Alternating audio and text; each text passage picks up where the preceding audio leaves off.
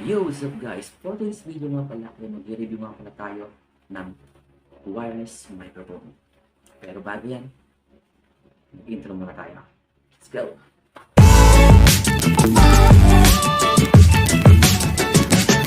So yun nga guys, no?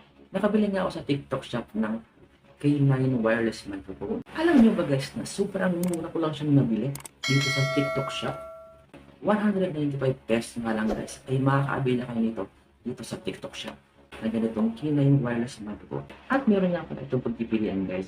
Meron po itong 1 piece na microphone at 2 pieces na microphone. Yung 1 pieces guys ay 143 pesos. Pero yung 2 pieces na microphone ay 195 pesos. So ngayon guys, i-test naman natin itong wireless microphone kung quality niya ba talaga yung voice niya. Kasi sabi dito, hindi raw maririnig yung mga nasa paligid mo, yung may ingay tulad ng electric fan. Mawawala daw yan dito sa wireless microphone. Kasi dati, gusto ko talagang makabili ng microphone pang vlogging. Ang problema ay wala akong budget pambili dahil sa sobrang mahal. Kaya after ilang month ay meron ako nakita sa TikTok shop na mas mura. At ito nga yung wireless microphone. So yun guys, may problema. Ang naibigay sa akin ng seller, isang piraso lang na microphone. Kaya ang binili ko guys, 2 pieces na microphone. Pero tatry pa rin natin itong microphone kung legit nga ba. My voice without microphone. May voice with microphone. O di ba, buo yung maririnig nyo na boses. Pero may maririnig pa rin kayo talaga ng tunog ng hangin ng electric fan. Pero hindi na tulad ng dati, nung wala pang microphone.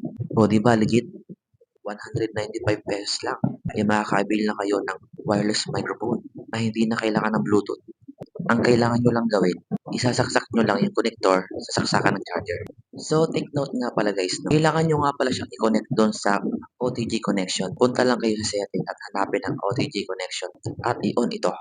So yun guys, no? Ang masabi ko lang dito sa microphone na nabili ko sa TikTok shop ay 100% legit at sobrang quality ng item. At sobrang mura guys, sa halagang 195 pesos ay magkakameron ka na nito.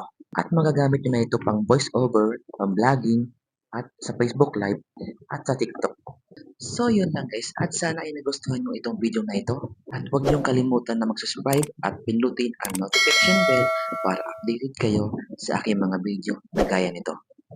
So yun lang, bye bye!